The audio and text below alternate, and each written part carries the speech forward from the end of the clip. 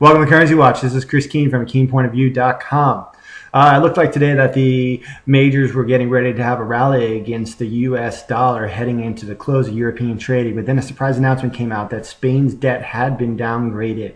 This caused the euro, the pound, and other risk currencies to move lower. Some broke into new lows for the year. Like, for example, let's look at the EURUSD. Its direct effect is that it pushed the pair below the 125, 120.40, 80 support area briefly, all the way down, it looks like, into about 124.60. But heading into the close of North America, the pair is once again closed above 125. If we can stay above 125 or at least 124.80 heading into Asia, we could head back up to the scene of the crime, which would be around 125.50. And if we get a risk-on environment heading into Europe, we could move back up into the 126, 125 area.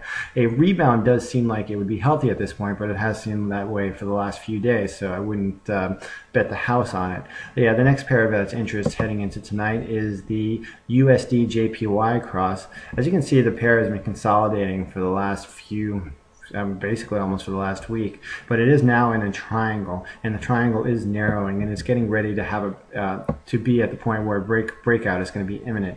If we can break through the bottom or the low of this range, which the top of the range is around 79.55 and the bottom is around let's say 79.40.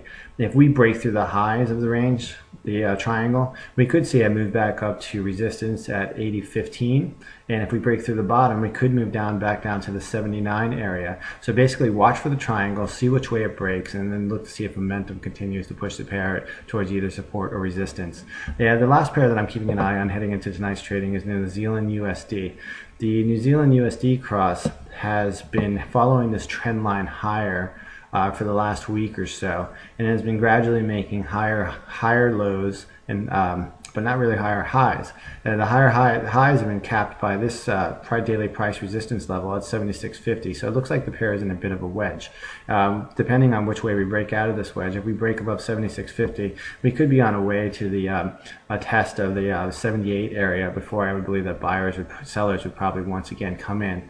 If we break through the bottom of the wedge, we could once again test this daily, well, this actually a yearly support level, which the pair has just recently broke back above, and would probably move back down to the 74.60 or 73.75 area.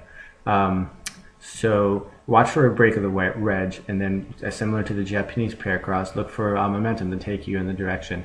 As for news coming out tonight, the only major news announcement is from the Aussie, and that is a retail sales report that comes at 1:30 GMT. Other than that, risk trends should be your focus, because scheduled data, there's not much released. But as has been the case recently, watch out for surprise news out of the Eurozone. That's it for Currency Watch, and this is Chris Keene from Keen Point of View.